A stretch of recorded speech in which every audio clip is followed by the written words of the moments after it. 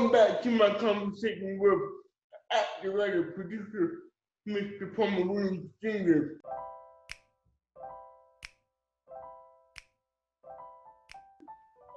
Okay, so you have a new show. Yes. And so we're going to talk about that. But before, I want you to like tell the people about producing, because you are a producer, and that's a totally different gig that people don't know about. So can you tell them a little bit about what happens?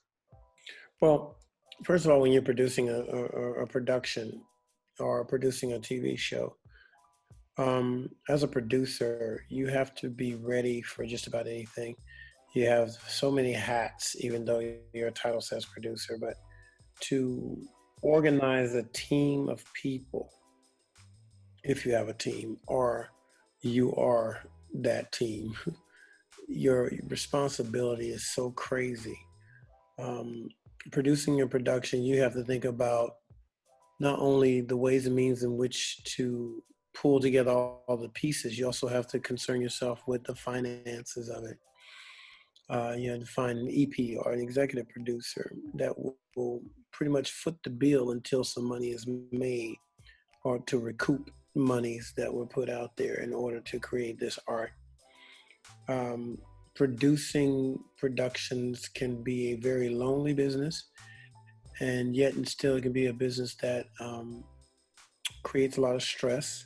Yeah. If you're not able to handle it, then it could, pretty much shut you down, and you just like say, the heck with it, I don't even want to do this anymore. But because you have such a heart for creating art, you have to keep going. One of the things that a lot of people are not considering is that the narrative of Black people right now is not the most positive.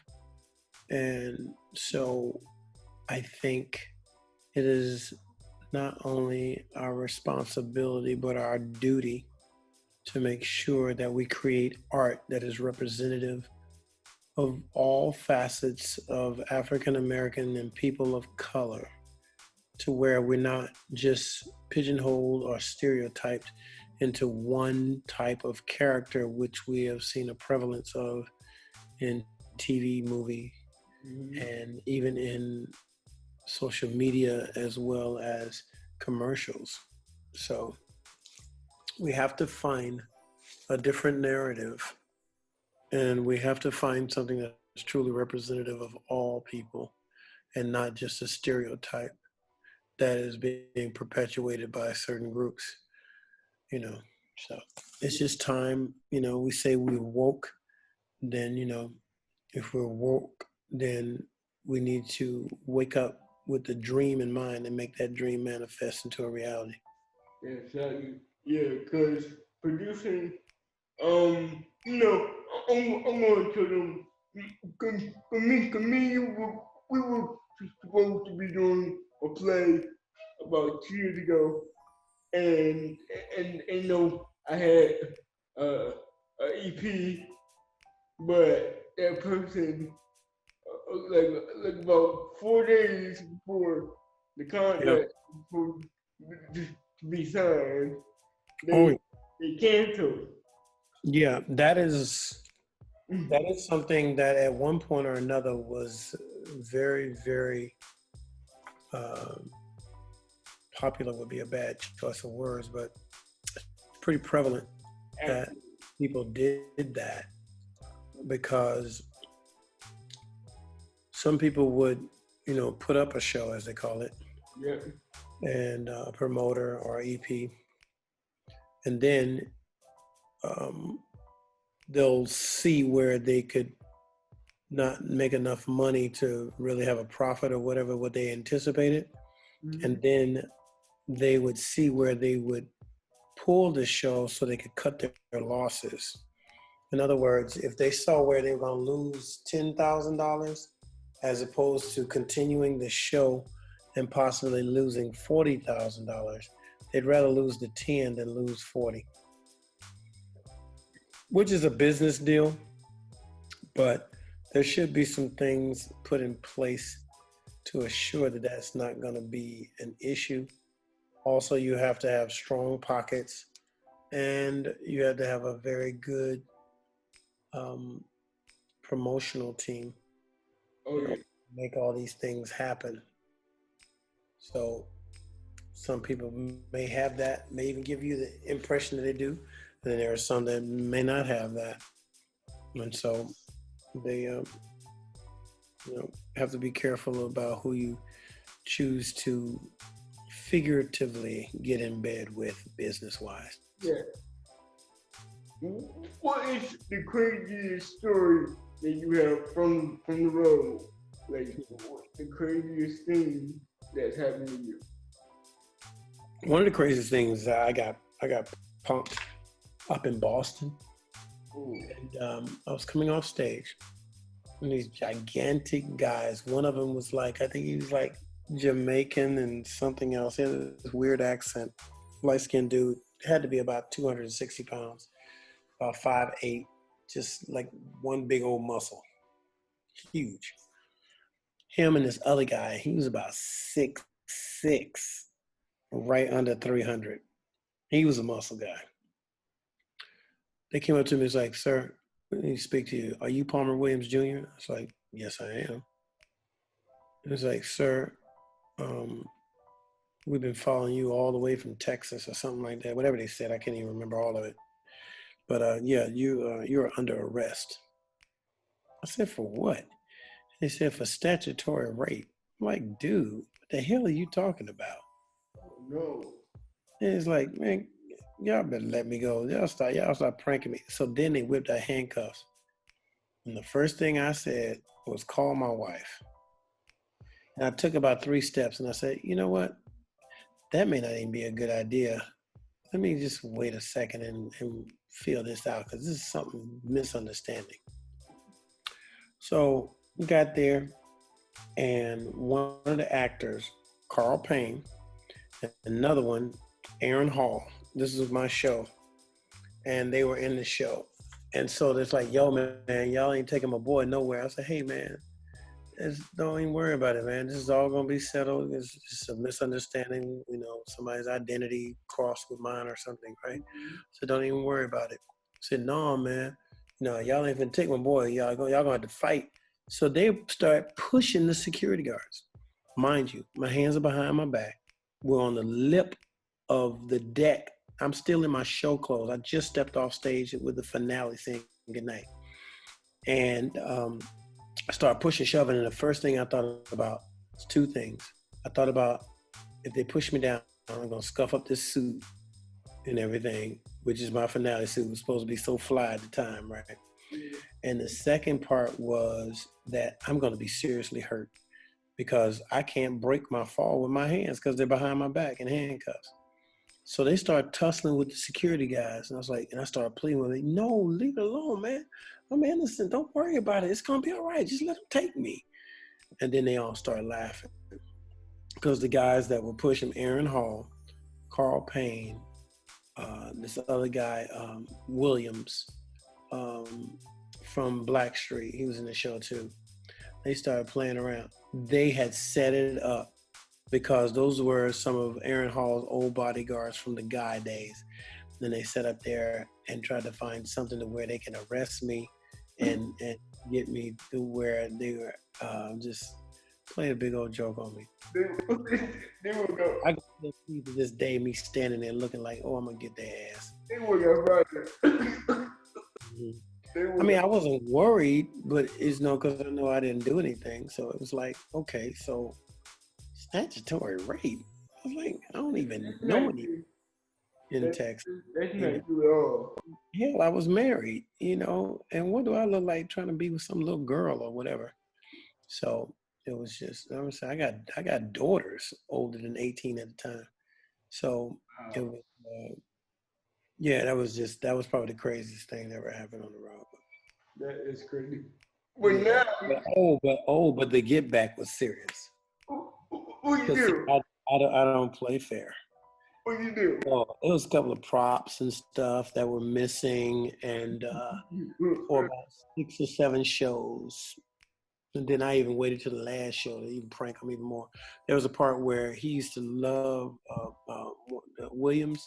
He used to love coming slapping this one thing off the table like he was trying to fight me, and I was gonna jump him, but he had a pistol underneath his. It was part of the show, right? So he got ready to slap it off one night, and I had it screwed to the table, and it just threw him off. He couldn't even talk.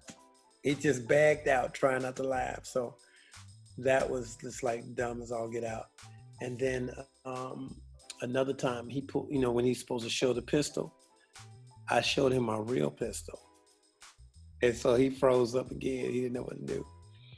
Then there was another time when Carl Payne was trying to go out the door, and I had the stage manager to hold it. So he couldn't get out. And he was trying to ad-lib his way out. It's like, man, why don't you just go on and leave, man? And so eventually he said, well, I'm going through your bedroom window.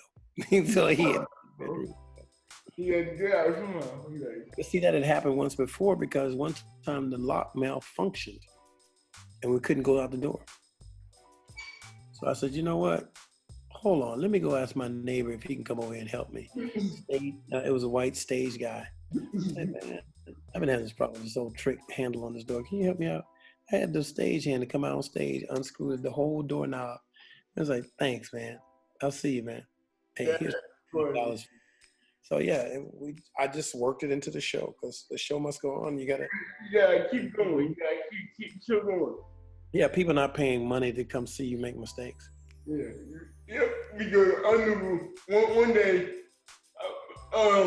so we were doing the show, and so I was going to leave, but the chair got stuck in the door, and so I got the audience, we got cameras rolling, everything, and so they're going to get me off the set, and so the audience thought it was a part of the show where I was stuck. As long as you don't freak out. No. They laughed the entire time. It was so funny. So. I recorded a show last year, and it was one part where I was coming off the upper deck of the kitchen area, and I was getting ready to come down, and I tripped. I said, we're not doing this. We are filming. We're going to start this over. And the audience started laughing. And so I went back and I started again. And then I flubbed my line. Like my lips didn't even work anymore. And so then I had to turn around, and I was just like, I just put my head down in the refrigerator. And I turned around and then started over again. So that's the beautiful part about live theater. You got to stay on your toes with that because you're just out there raw. And if you're not careful and if you don't have the experience to know what to do in case something goes awry, then you'll just be, a deer in the headlights. You gotta keep going. Okay, so you got a new show for the love of. Yes.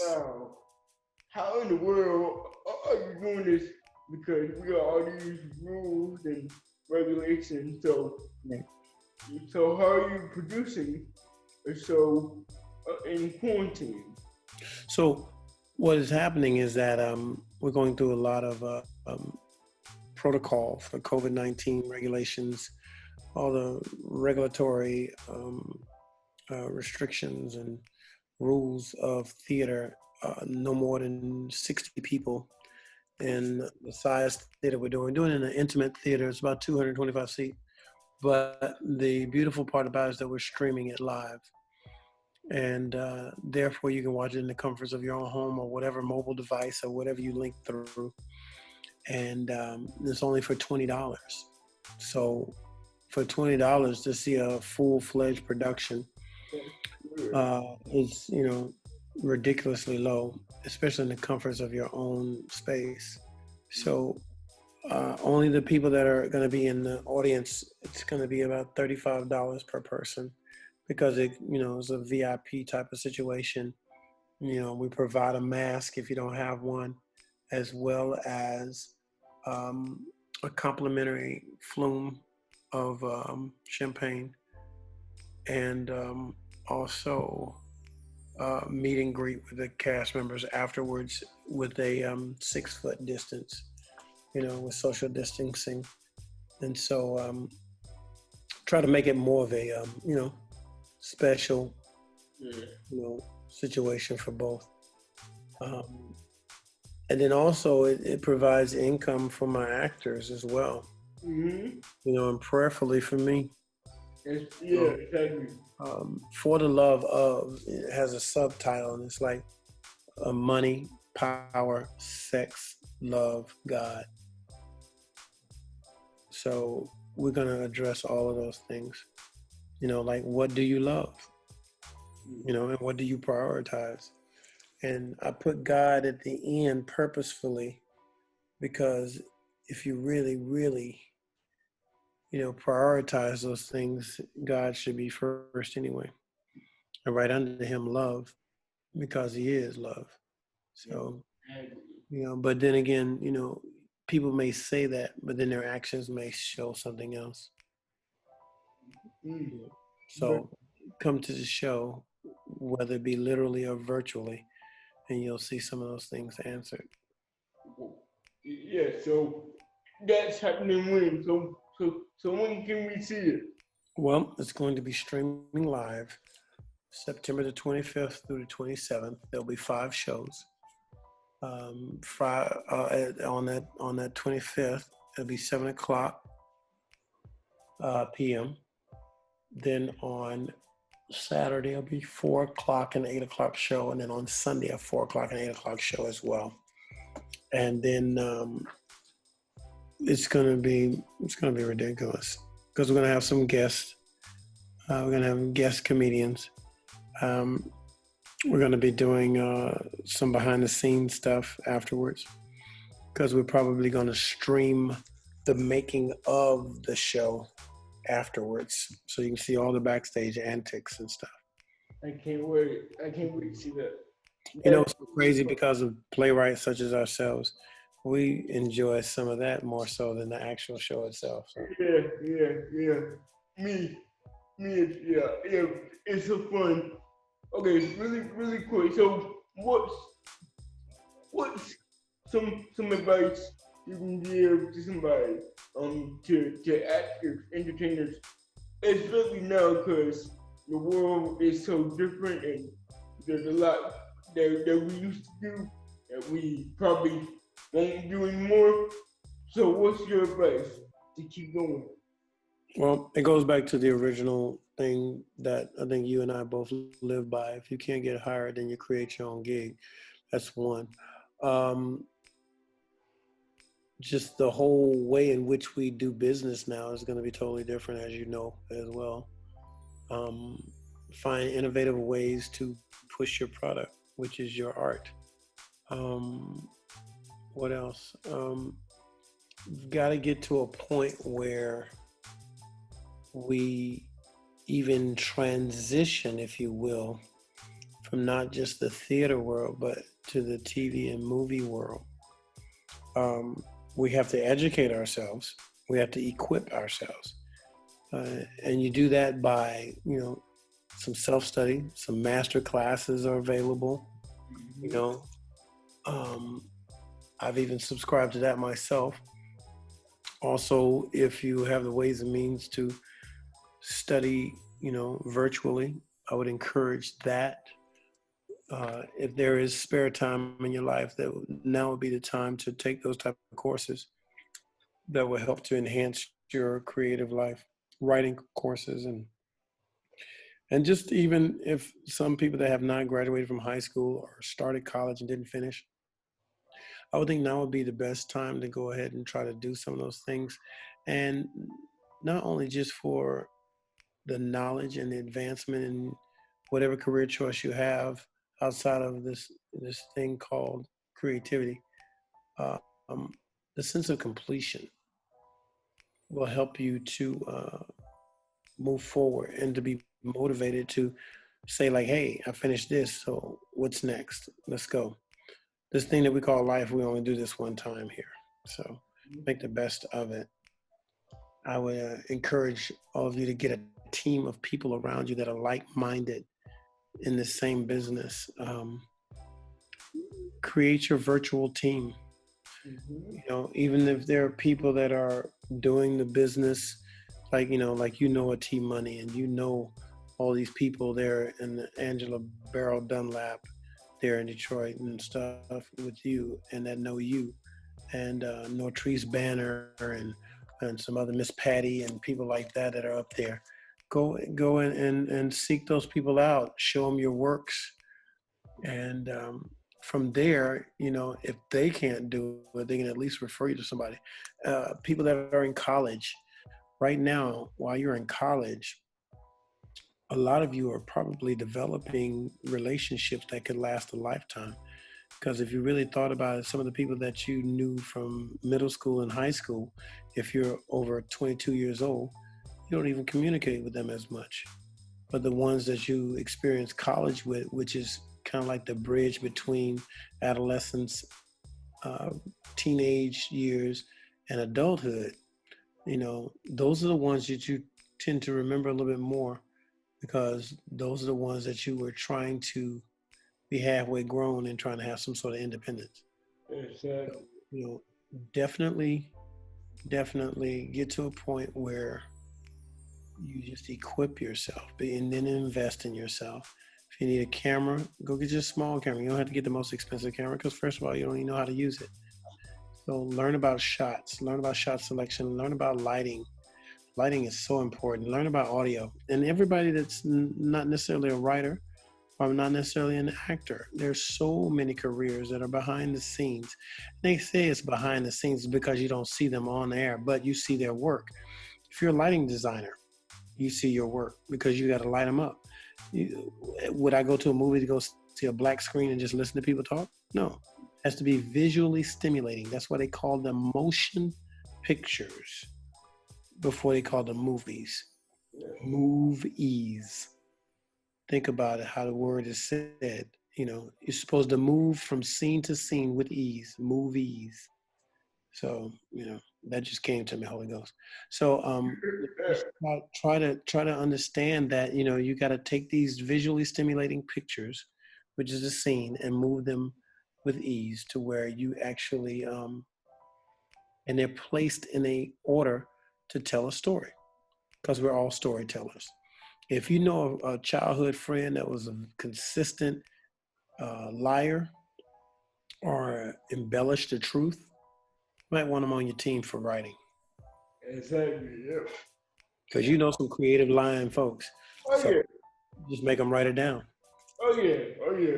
It's some real talented people that I know that they just crazy. They crazy. Tell them to make up a story on the spot and see what happens. And they can do it too. And also call Palmer if you want to get some advice on how to become a star. No. So I need to put my cash up on here for this advice. Exactly. You can catch up us at. Ain't that something? Yeah. You got to have us a joint cash app. Exactly. We can do it too. We can do that. I'm just saying, like, I can see it now. I'll be calling you up. What is this? Some Air Jordans? That ain't got nothing to do with the production. Where you get Air Jordans from? I got to talk to you about that. T-Money gonna come like, what the hell you buy?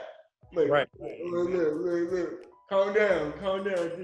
It's amazing to me to know T-Money all these years. He's like the first hard-nosed bulldog type, company manager, but yet when you got to know him, he was really a very caring and kind-hearted brother, and it was just amazing to see and basically coexist with him for 3.5 years in a show.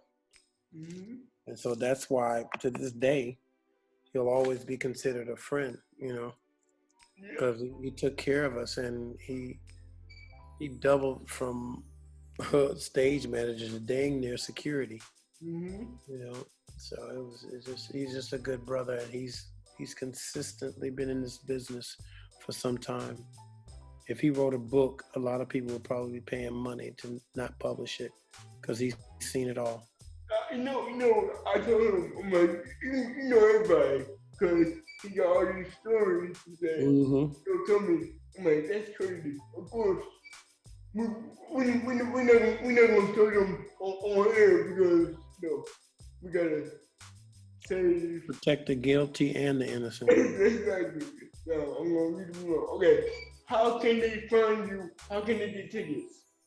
Well, first of all, you can go to Marietta's New Theater in the Square. Is the actual theater that we're going to be performing it, but it's Marietta's Theater in the Square. Marietta's Theater in the Square, and it's theater with an R-E, not an E-R. Theater in the Square, and that's down here in Marietta, Georgia. And I'll have some forthcoming information on my website, palmerwilliamsjr.com. palmerwilliamsjr.com. And then also you can inbox me at Palmer Williams J on either Instagram and then Palmer Williams Jr. on Facebook. So basically, they said the name was too long, so you had to cut off the R. Basically. Right. Well, it's theater with the R-E at the end instead of E-R. Not theater, but theater. And also, it's Palmer Williams J on Instagram. Yep. Palmer Williams Jr. They had you cut the R. Mm-hmm. So Exactly, because that too many characters. I mean, wow, that's so rude. That's so rude. You said rude. That's so Rude. Somebody call Instagram and tell them about themselves. Well, what's crazy is that the thing that I'm doing tomorrow, I'm actually I am taking a COVID test for a movie short that I'm doing on Thursday. And then I just received a script that someone wrote for me and this other young lady to star in for a movie, a full feature. So I'm pretty excited about that. My agent also has a writer on board, and they're writing this for myself and another one of their clients. So I'm pretty excited about my first full feature film. Okay. Call me, Uncle. So call you. I know that's right. It's good. Don't forget to like, comment, share, and subscribe. And also go check out Palmer Williams for the love. It's gonna be streaming soon, so we're gonna tell you how to do all that. And also, if you are close to Marietta, go get your tickets now, okay? So they're definitely on sale. For the love of. For the love of. I can't wait to see this. Yeah, man, it's gonna be good. I mean, even if you're not close, at least you can stream it and make sure that you got a front row seat because it's gonna be shot with 4 cameras. You got 4 cameras? Oh, I don't have 4 cameras. No, they got 4 cameras. Yeah. So it's gonna be a good thing. Call BET Plus and tell them, I would think this is more of a Netflix type of thing. Netflix? Yeah. Really? Yeah, because of the streaming platform there. I know they get more than $9.99 a month. And BET Plus, if it's not something that's on BET or previously on BET or a Tyler Perry production, those are the 3 things that are BET Plus. It's pretty, exclusive club. Oh, I got you.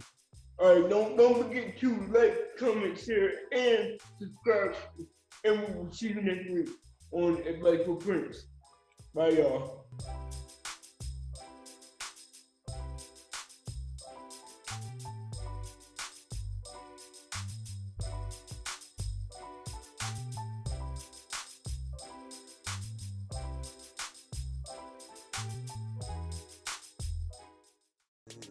passion, romance, sex, sin, pain, and death. Love unexpected. When you think you know your partner, think again.